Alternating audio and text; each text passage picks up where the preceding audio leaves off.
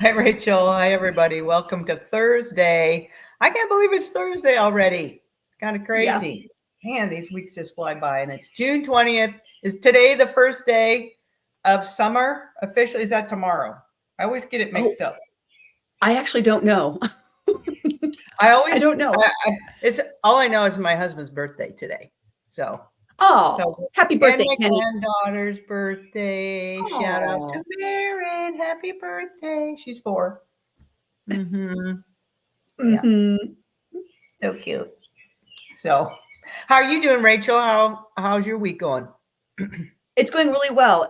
We're trucking right along. It's been a really good week. This is the first week of my husband working from home now in his Mhm. new entrepreneurial business pursuit. So we're navigating all the changes of both of us Yes. working from our home offices.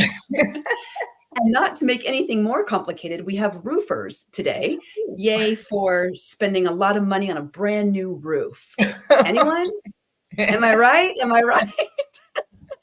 And so they're pounding away, and I'm trying to have Oh, phone conversations. So if you hear yeah. pounding, yeah, Right. they're gonna Okay. like pound All through the right. roof. Noted. Noted. Noted. Okay. Well, Rachel, why don't you tell us where we've been and where we're going today? Fantastic. Okay, welcome everybody to the What's for Dinner live program that Dr. Gilbert and I do every single Thursday here on. You're going to see this link in my Facebook. You'll see this in her Facebook. You'll see this on both of our YouTube channels. So there's a lot of ways to access this.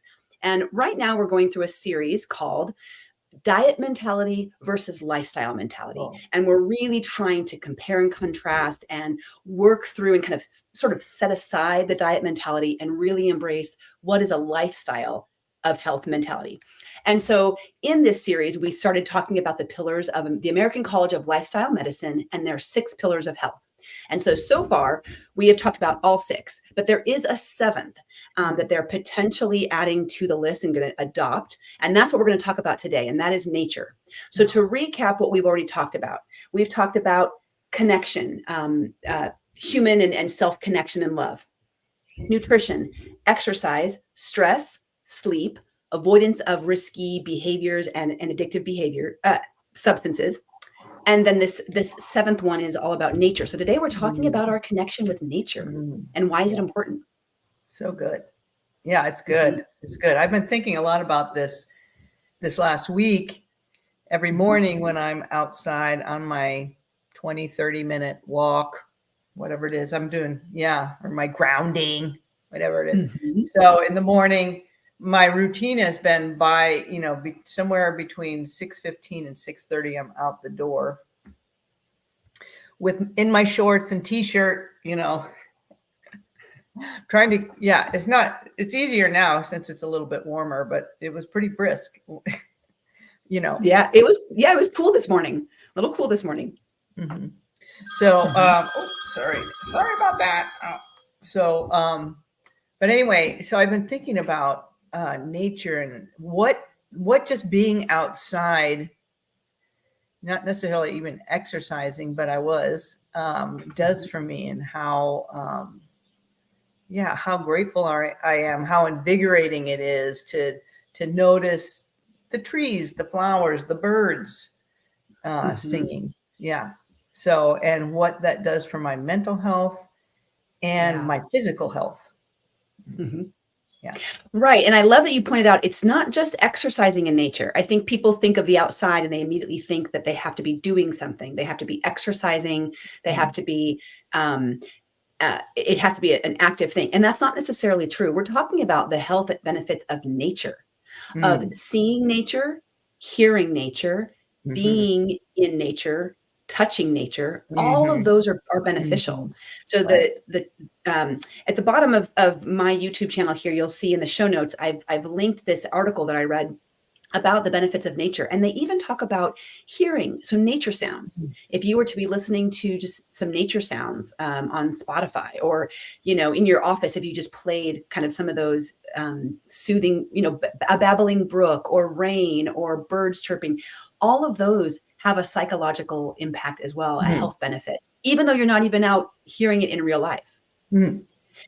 Seeing images of nature brings a calming effect, kind of gives the mind a space to kind of, because when we look at an image, like think of a landscape image, our mind wanders. We wander through the image, right? We go up the hill and through the valley. We go down the river and we wonder what's in there. And then we go up to the mountain peak and we explore it with our mind, and it can give us a similar sense as being really out in nature. So I want to encourage people that if you don't have direct access all the time to nature, listening and seeing images of nature can be a huge difference, can make a huge That's difference. so good. That's so important. You're talking about the birds.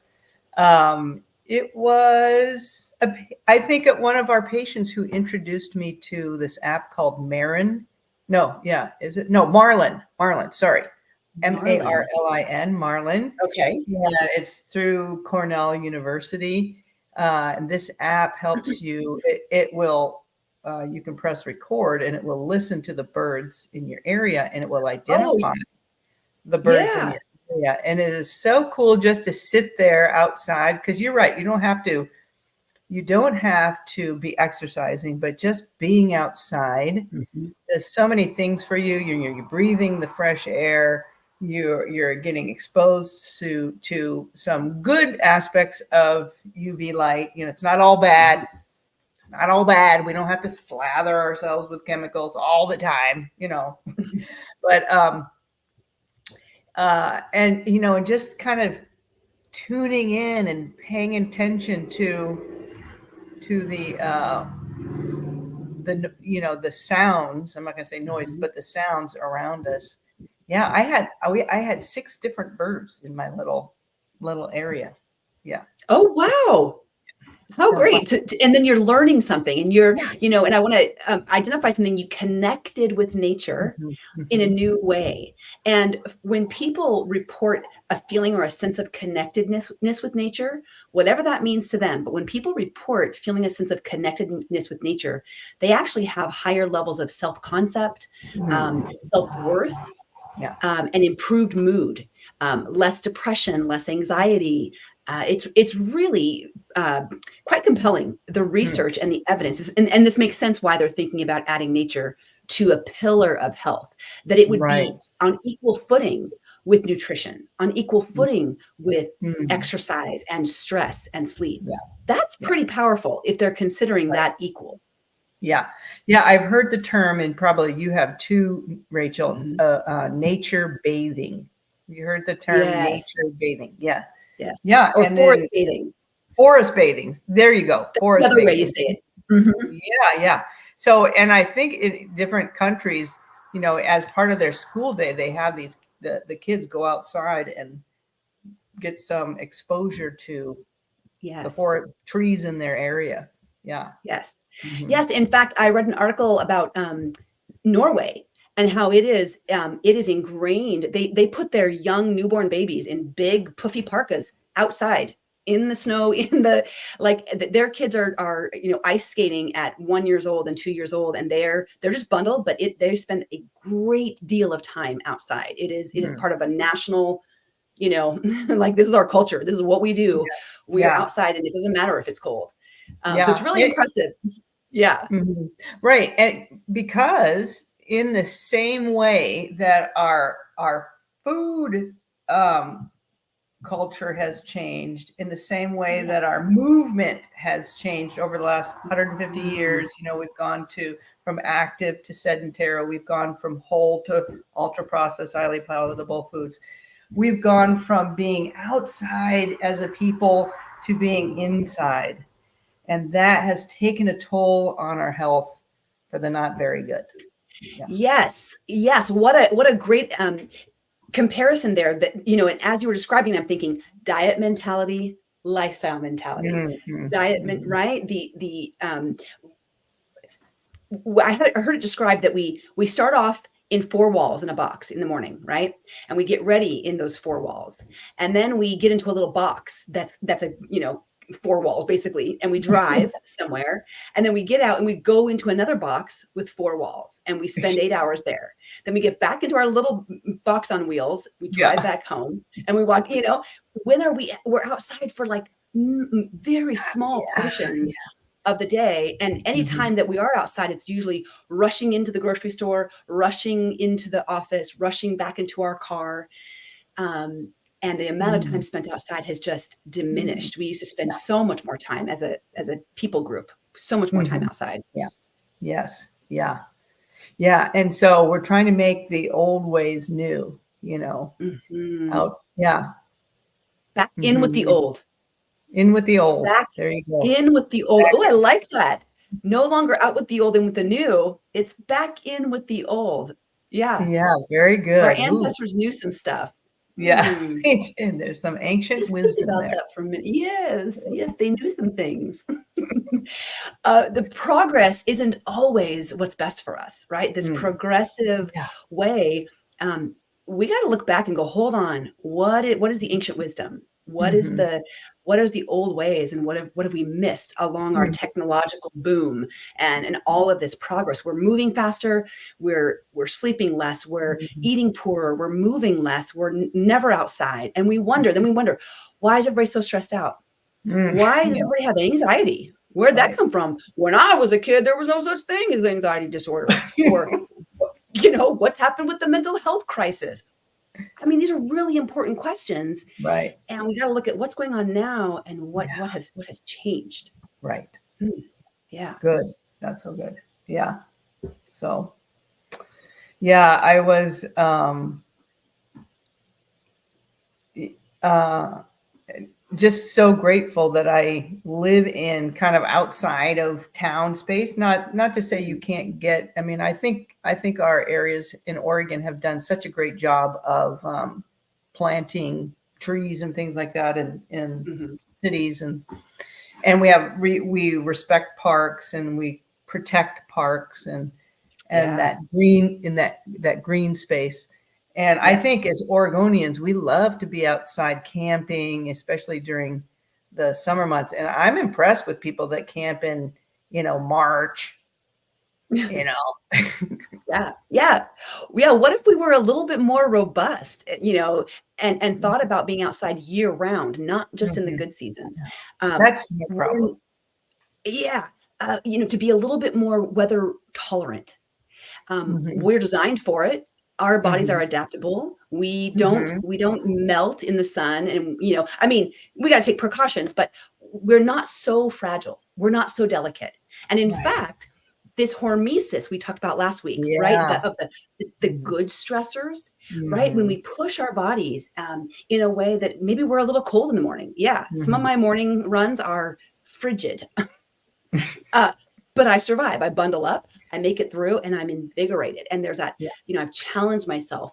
Yeah. Sometimes we get a little warm. A little warm is okay. A little Mhm. uncomfortable can be okay. Yeah. So that's definitely my challenge.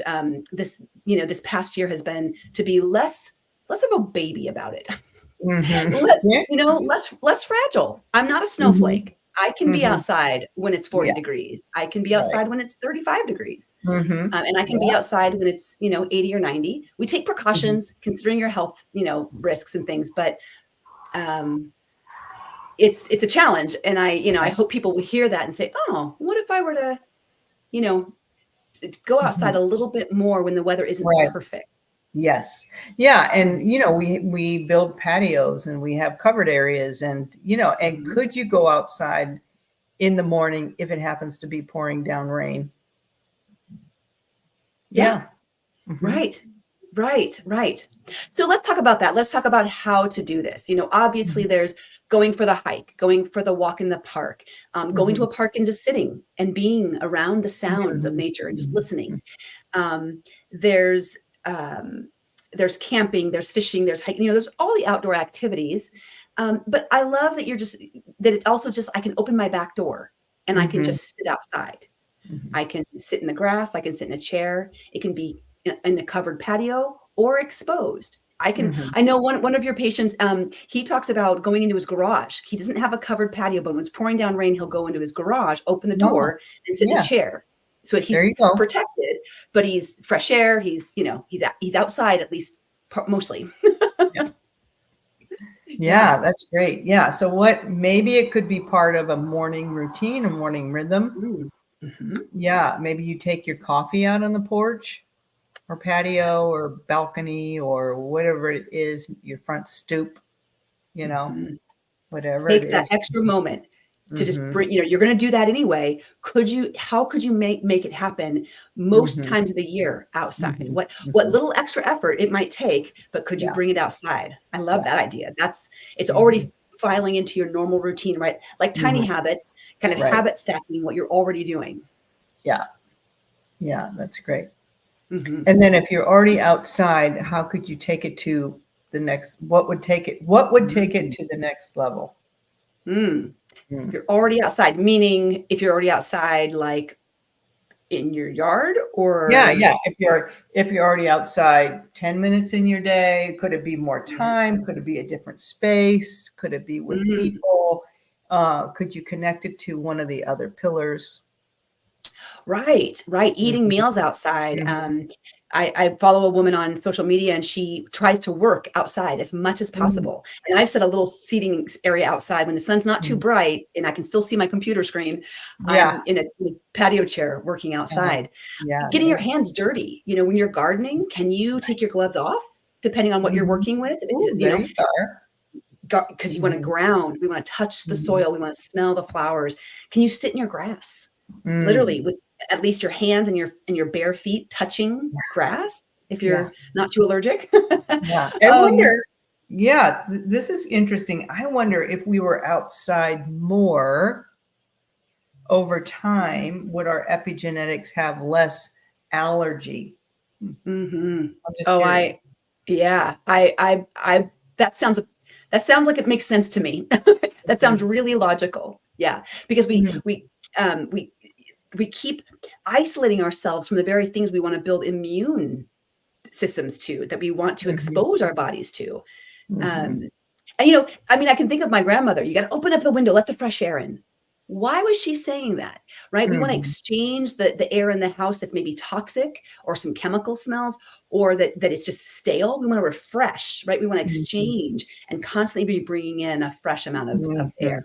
Yeah, So yeah, good, good. sometimes I just touch trees. If I'm in the forest, I'm on a hike or a Mhm, walk, I just kind of go out of my way to just touch a tree and kind of just for a moment experience the sense of touch. How rough does this bark feel? right, What's yeah. what's that moss feel like? Have you ever wondered, right? You're looking at moss and it looks like a certain way. Does it feel like that Mhm, too? mm, Um, is that leaf crinkly or soft?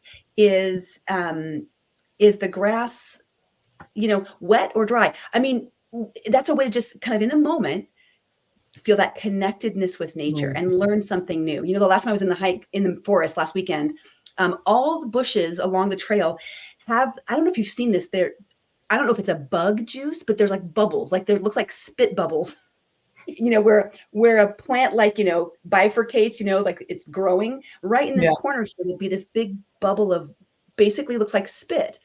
So huh? I don't know what that is. I was exploring it. I was kind of looking at it and I want to Google, like, is this a bug that puts off something? Is the flower putting Mhm, something off? mhm, mhm. But just stopping to ask that question puts you in Yeah, the moment and yeah, puts you yeah. in touch with your That's senses. so good, that's so good. My husband had to make a quick trip to Bend the other day or Mm, yesterday, I guess it was, and he didn't go 22 out, but he went another way, and then he took some time on his way home, maybe because, he didn't feel rushed or something, but to stop and go up some trails and, just do some exploring, and, he's making I don't know, what I'd love to share with my patients, he's making this little, we're calling it our little paradise across the street, but yeah. planting different things. So he likes to observe what has been designed in nature and then kind of copy that and kind of put it across the street. So, um, Love that. yeah. So anyway, it's kind of cool because I was waiting. I was like, he should be home by now. He should be home by now. But yeah, but it was really cool that he stopped several places along the way, and just got out and did some forest bathing. Yeah. Mhm. Took the Yeah, time for himself to explore and get curious about what's here, what's there. yeah, and it's interesting because he was a little frenzied, frenetic on his way, but when he Mm. came home, he was calm. Ah. Yeah, So did he notice that or did you notice that? I noticed it. Yeah, I noticed it. So Okay. Yeah, Yeah. cool. Well, the recommendation, if you can get 2 hours, it says people who had spent at least 2 recreational hours in nature during the previous week reported significantly greater health and well-being. And the Mm. more diverse with flora and fauna, the better. So even in pictures and in videos, Mhm. if you're looking at nature, listening to nature, or in nature, the more diverse, right? So your backyard is good, a park is better, in the forest is even better, right? Mhm. How much flora and fauna can we be exposed to? Yeah, yeah. So maybe jot down how much time do I think I spend in nature right now, every Mhm. day or every Right. week? Yeah. And if the goal is 2 hours per week of Mhm. recreational use of the nature, Mhm. how could I increase where I'm at right now? Could I, Right. how could I Yeah. one step higher? Yeah. Yes, One step right. more. The first question is, what am I doing now? Mhm. Right. So in order to find out, we got to measure it. We got to track it. Yeah. What Yes. does that Well, look? yeah, you gotta And measure it. yeah, got to measure it. And then Mhm. how can I bump it up a little bit? 2 hours, Yeah. Rachel, to be honest, doesn't seem like a whole heck of a long time Mm-mm. for the No. benefit. For the benefit. Right, right. And Yeah. I think that most people would find themselves wanting more. Like, Yeah. I want to get out there more because Mhm. and that would be another piece of this tracking. When you do go outside, Mhm. take a moment to track how you feel before you went out into nature, Mhm. whatever you're doing. Yeah. Take a moment to track how you feel in it while you're Mhm. there. And Mhm. then 20, 30 minutes to an hour after, how do you feel? Yeah. Um, Start to track those and learn and notice what's changing about Mhm. you. That's great. That's great. Well, Rachel, this has been a great series about talking about the pillars of lifestyle, Yes. um, and and developing those rhythms, those practices that we do on a very regular basis that kind of Yeah. make us who we are and make our health what we want it to be. Yeah. And yeah, so this has been really good. I'm looking forward to what's next in our series. Right, because we're still in the diet We mentality are. versus Yeah, lifestyle mentality. So we've got more coming. We've kind we of got more yeah. coming. What's next? You'll have to What's tune in next? next week and find Yes, out. that's right. Well, Yeah. Rachel, what's for dinner for you? Yeah. Ooh, what's for dinner? Nothing. And here's why. My husband and I are fasting. We're gonna start Oh, fasting tonight. So we're cool. just doing a kind of an extended Mm-hmm. overnight fast. So we're gonna Mm-hmm. end dinner. My next meal will probably be around 2 or 3 o'clock, and then we're cutting it off for the rest of the day. So Mm-hmm. that will be some leftover veggie burgers Uh-huh. and some yummy tahini sauce that we have Yeah. for it. I wonder And where that then came from. right, does that sound familiar Yeah. from our culinary class? Yes. Yeah. Yeah. Yes. And that's what I'm having. I'm having leftover minestrone soup, or Ooh, that Sardinia, yeah, yes, soup. Yeah. So that's what I'll have. So very good. Well, yes, yeah. So fasting is part of the rhythm of your yeah, lifestyle. Yeah. yes, yes. Yeah. I very much greatly value fasting, for a longer overnight fast or Mhm. sometimes a day or two, sometimes 5 days. Mhm. But all of that, for me, the rhythm is helping me manage perimenopausal symptoms. It's Mhm. helping me manage and stay within my healthy weight range. Mhm. It helps me keep my mind clear Mhm. about my food and what I'm eating and why I'm eating.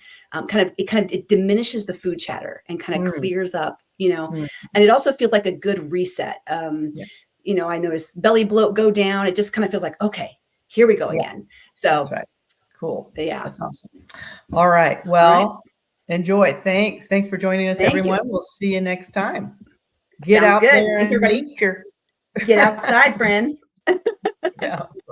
All right. Bye, Bye-bye. everybody.